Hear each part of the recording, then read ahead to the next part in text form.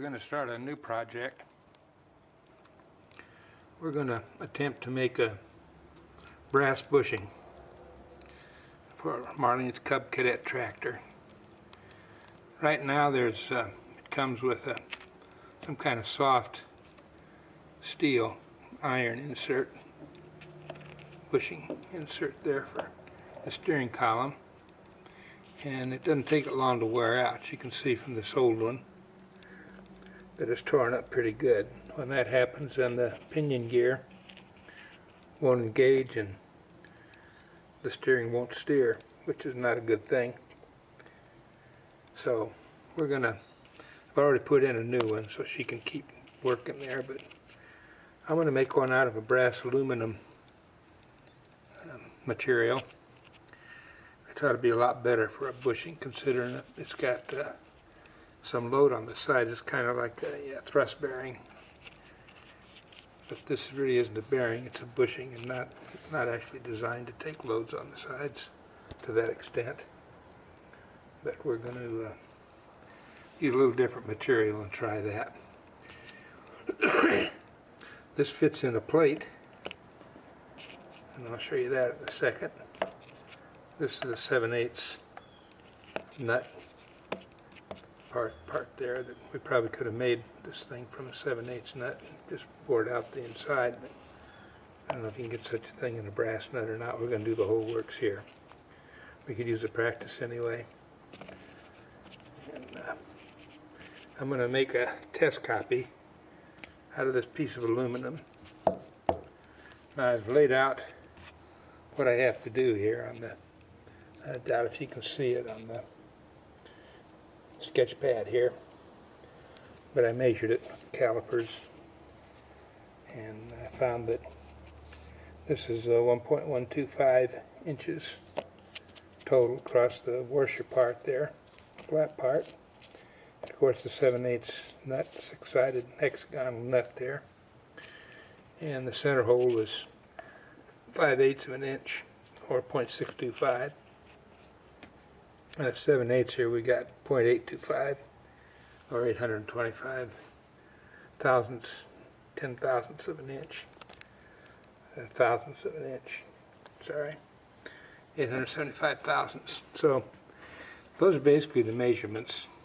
First thing we'll do is we'll face this piece of material. It's a little the diameter is a little more than we need. We'll cut that down later. First we'll face it so we have a nice square piece to work with. We'll do that in the lathe since it's a round piece of material. That'll give us our best shot at getting a nice square piece to start with. And I was going to show you where this fits on the plate. I happen to have another plate for the tractor here, and you can see that the shaft comes down into here, and underneath it is it's where the pinion gear goes. Well, this nut sits in here like this so that it can't turn. Then there's a threaded end on the steering shaft that you put a washer on the other side, screw it up tight, and the only thing that should be rotating or turning is the shaft inside the bushing, which is how it works. It works pretty well, but the bushing, like I say, is not the right kind of material actually.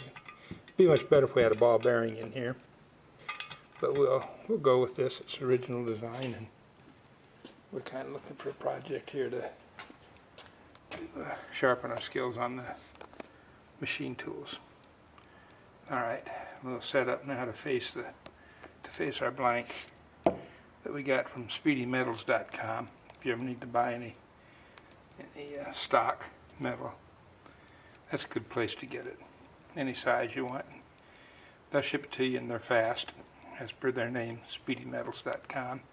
And that's where I've been getting my parts, my stock from to build my parts out of. All right, without further ado, we'll move on. Okay, this is all the steering stuff on this Cub Cadet. I ordered a bunch of new parts here to fix it up. New bushings for these, this plate. Got the gears kind of worn on it, so I ordered a new plate. Shouldn't be too hard to put on. Up here, this hole is reamed out on me some, so I'm going to replace this whole plate too, I believe. So I'm going to play around with that a little bit here, but then I've got a new pinion gear for the steering wheel, which I've got blocked up now out of the hole. So hopefully we can get this string put together again to last another 10-15 years. Seems to be the weak link on this tractor, and the MTDs probably as well, like these tie rod ends. That's about the third incarnation of those things on the drag links there. So anyway, it's been used a lot, so it's time, I guess, to overhaul her a little. Sure not the quality of the old John Deere, but John Deere was $8,000 and this was $1,000, so I guess I can't complain. Well, I can complain, but it isn't going to do me any good. I might as well forget that. Okay. First step is to coat our blank on the side we're going to face to start with our blue die-chem. And you'll see that the lathe tool cut that off of there, and when it's all off of there, I'll know that I've gone in as far as I need to go to face it. You might have seen that before if you've watched some of my other videos. So we'll mount it in the lathe and get started. Okay, we've got our lathe set up now. We'll put our blank in there, getting ready to face it. The 3-jaw chuck.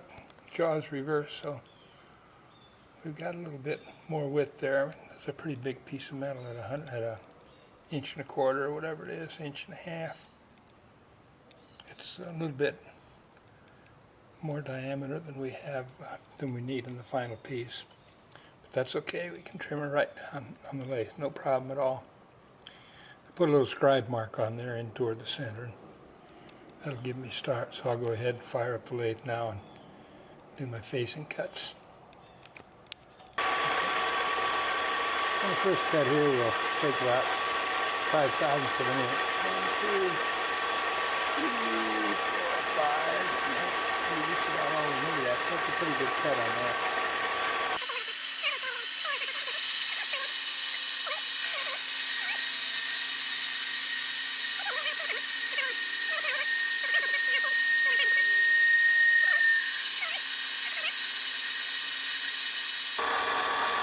Pick up the speed now.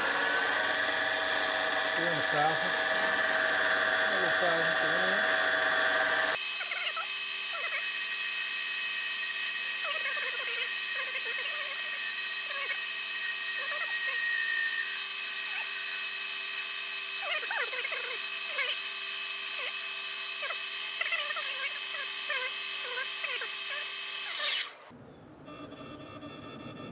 First operation is complete. Step 2, we're going to face the other end of the blank. Then we'll have both sides faced and ready to get serious here.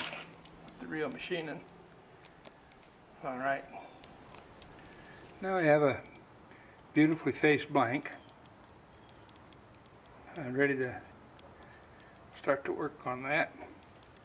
I measured it with the calipers and just to see how square it was there, and it's the same length, 1.085 all the way around. So that's good. That's what we want. It's nice and square for a round piece, so it's a nice thing to have. Notice we got to take off some here to get to the right diameter. And we'll measure that, figure out what that is, and mark it up. And we'll do that next. And we'll go down, that's 1/4 inch, 0.250 for the whole piece, from top to bottom. So we'll go in a little further to leave room for our cutoff tool to cut the piece off when we're finished with it. Okay, rolling right along. We're all chucked up for the next operation. We have our tool set right at the very edge and end of the blank. And we've got the indicator set to 0. If you can see that, maybe not, but trust me, it's on 0. This one also is on 0. And we're going to cut down to the close to the final diameter. On the radius, we want to take off 187.5 thousandths, but we're going to go to 180 first, then we'll get our more accurate tools out. Don't really trust these dials that much. Get our measurement tools out of calipers and we'll check to see where we're at, and then we'll finish cut from there. It's not that critical on how far we go in, so we're going to go to about 300 thousandths, and that should get us right in the neighborhood, close enough, and we'll have plenty of room there then to cut the final piece off with our little cutter tool. Okay, probably can't photo this, so I'll get back to you when it's finished. Alright, we brought it down to pretty close measurement here, and we just measured it with our calipers, and we have 1.154 and a half, 1 inch, 154 and a half thousandths, and we got to have 1.125, so we need to take off another 0.025, and I think we'll start by taking that's on the radius. We'll take off another, we'll take off 10 thousandths. That'll give us 20 thousandths total, and we'll measure again. Okay. All right, that did it. 1.126 is close enough for government work. Now we're going to bore a hole in it, but we're going to quit for now and charge our battery. Besides, we got some thunder and lightning out there. We're probably going to get a storm pretty quick. There's where we're at so far. We've got her down to the right diameter. Now we're going to put our 5/8 hole in the middle of it, the center of it. And then we'll take it out and do our mill work. Coming right along. So far, so good. Holy cow, so to speak. I don't think you can see that. We've got a little bit of the center hole there with our center drill, center of the piece marked. So, making progress.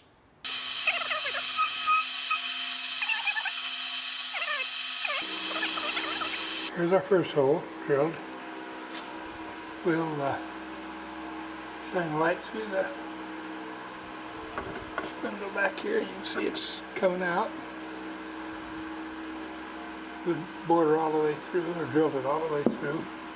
I will take it progressively larger and larger until we get close to 5/8. Then we use a boring bar to bore the rest of it out so we get a nice concentric smooth bore, which is what we want since this is a bearing. We just did our 3/8 pass. So it's looking pretty good here. Looking real good. Won't be long. We'll have the bore finished. Get close to where we'll use the boring bar. Have our boring bar mounted in the tool post. Here you can see where we're getting started on the boring. I made a couple passes. And, how I'll know when I get there is this little piece of aluminum is the same diameter as the shaft that we're going to be using, so I cut that off with a 5/8 .635 bar of aluminum round stock. That, you can see that fits in the other bearing just real nice. Nice and tight, good fit. That's what we want. We want the bore in our new bearing to be the same as the diameter of the steering shaft, which is this thing. Same as this thing. So we'll keep boring pass after pass till we get out there to where it's the right diameter, And that'll do it for the boring operation. Alright, I'd say we got that baby just about where we want it. The test piece, the 625 is nice and snug in there, which is what we want. So that, you see, would be the bushing, and this would be the steering rod. It comes right down through it. Comes out the other end, and then there's a pinion gear attached. Alright, we got that part pretty well taken care of on our test piece. Alright, friends and neighbors, we're back at it again. Here's the new part we're making so far. Next step is to put this hex nut on one side of it before we cut it off to the right length. It's the right diameter on both sides, but we need to cut this hex nut in there. It's a 7/8 nut, and each of these sides is 60 degrees from the other. 6 sides. 6 times 60 is 360 to get around a circle. And in order to do that, we're going to use a rotary table. The rotary table will let us turn within about 15 seconds. Put the part here in the center like this, like so, and we'll make one cut, turn it 60 degrees, make the second cut, do that 6 times, and then we'll have our hex nut in there. Because I have to measure it out to make sure we put it in the right place. Now, I've already centered the table on the quill and the mill, and everything is square. I did that with the coaxial indicator. I'm not going to show you that, but you can check that out on the internet. Look for coaxial indicator centering, and you'll find it soon enough. So that's what our next step's going to be. However, to line that up, now I have to line the part directly over the center, and I could do that with my indicators also, but instead I went over here to the lathe. I made a tool to do that, since we're going to do this again when we get the real material. And I took this 0.675 rod, 0.650, whatever it is, it fits right in the center. And I turned it down to exactly 3/8 or 0.375, which will fit my 3/8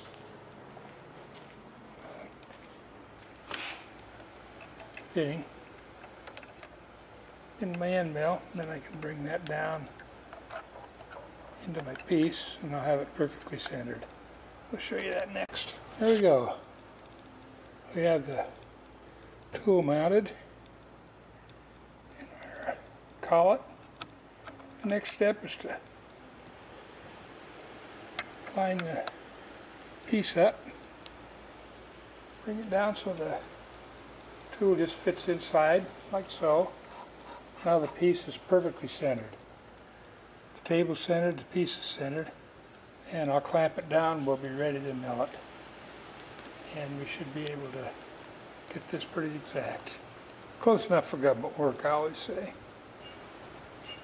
We've centered and mounted our workpiece now, so we know exactly where the center is. And then we calculated, we put a mic on and measured the old piece. We found out we got 0.875, the distance between one edge of the hex nut and the other. So if we go from the center to one of the edges, which is the radius, we got 0.875 divided by 2 is 0.4375. We're going to make our cut with the 3/8 end mill bit. So that's 0.375, and half of that diameter to get the radius is 0.1875. So we add those two together because we're going to have to offset the bit by the radius off the edge of our workpiece where we want our line at 0.4375. So we add the radius of 1.875 and we come up with 0.625 for our positioning. That's where we want to go off center with this 3/8 bit in order to make our cuts. So we'll put the bit in our 3/8 collet. We'll line everything up. We're in position to start the cut, and we've locked our table down to 0.625, exactly where we want it. And that's on the y-axis. On the x-axis, we're at 0 now. That's what we'll move that to make the cut. And our vertical axis, the z-axis, is at 0. We're going to measure our depth of cut, and we'll cut down till we reach that on several passes, and then we'll move our table and do the next cut. We measured our depth of cut. We want to go to 0.109. So we're going to start at 0.015, 15 thousandths, and we'll take her down in steps. And we've got our mill fired up.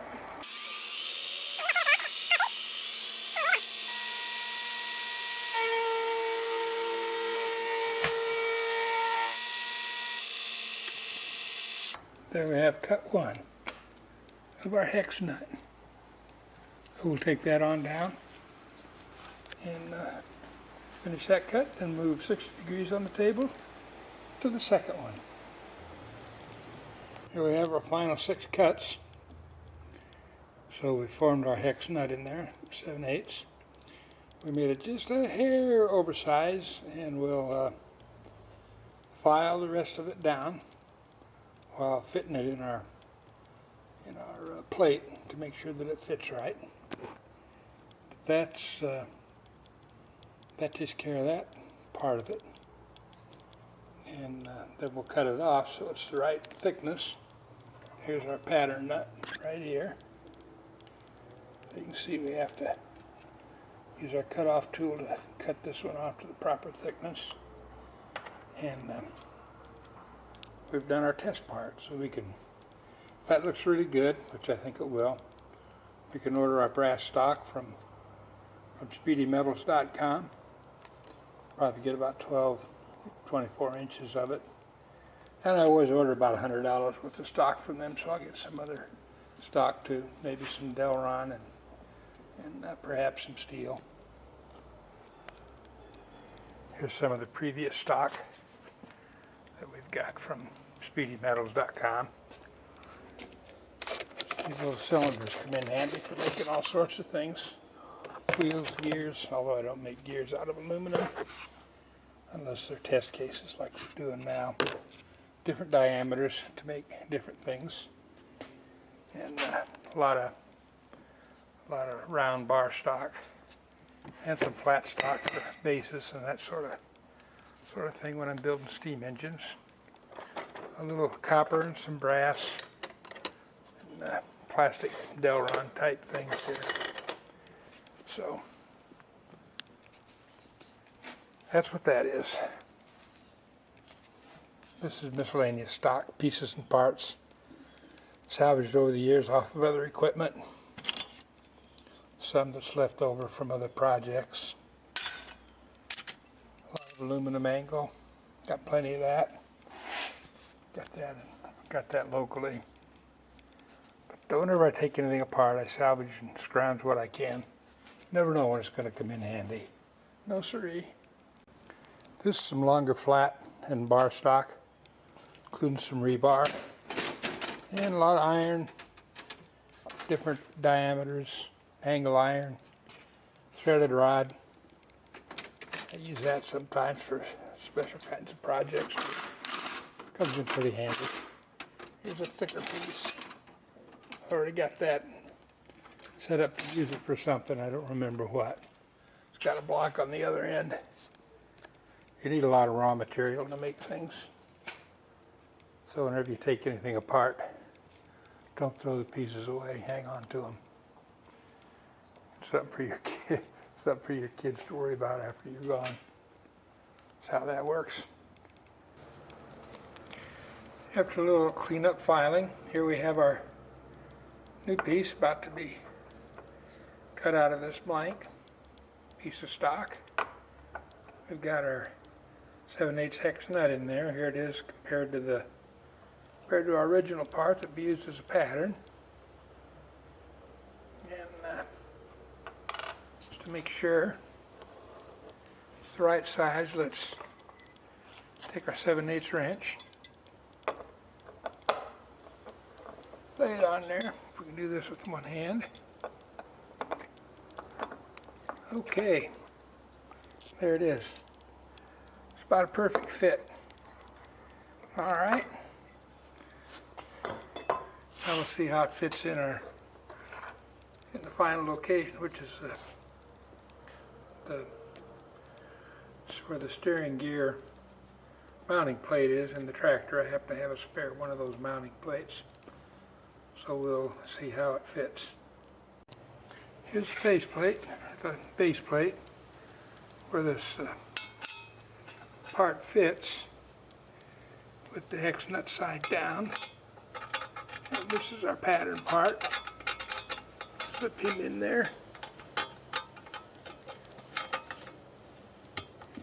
Okay, fits perfect. See what it looks like on the bottom. Yeah, it's in there. See, that hex nut keeps it from turning. Keeps the bushing from turning in the base plate. That's the whole idea of it. So now we'll, for the acid test, take our new part and see what we got here. Do it with one hand again. Ah, there she is. Ah, right in there. Just as she should. Oops, we'll turn it over and we'll check from the bottom. Had it in there and I popped it out when I went to turn it. There we go. See if I can do this. Ah, darn it. Okay, there we go. Got her now. Turn it. Yep. I used two hands for a second. Okay, there it is. Perfect fit. Steering shaft comes right down that hole, and that pinion gear goes on that. And then the self-holding nut goes on the bottom that holds it all together. And it fits into the rack in order to turn the steering. All right. Now, we have to cut her to width. We'll separate it, get our separation tool, and we'll cut the end of that off there too. I think this is 1/4 of an inch thick. We'll measure it again to make sure.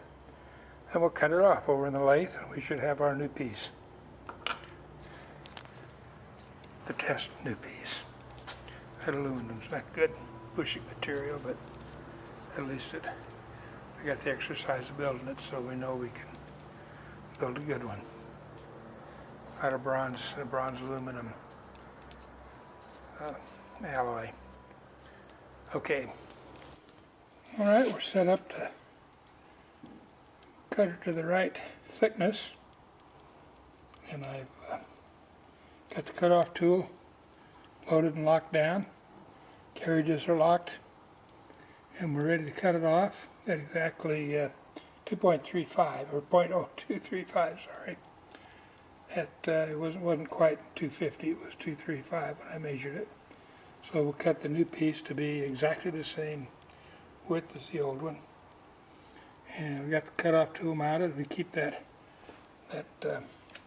piece of wire through there, so since we've already bored it, so when it does go through to the inside bore, cutting it off, it won't fly all over the place.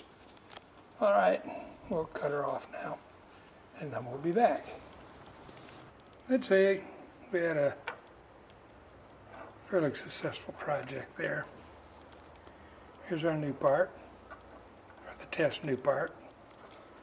It matches the old part after we parted it off of this blank that we were working from. And let's see how well it fits. The old one, we've done that before. It was slides right in here, just like it's supposed to. And our test part, same. So, I think that'll do it. For this video, we're ready to order our brass aluminum alloy plank, and we're going to build a real part. That's it for this one. Hope you enjoyed it as much as I did making it.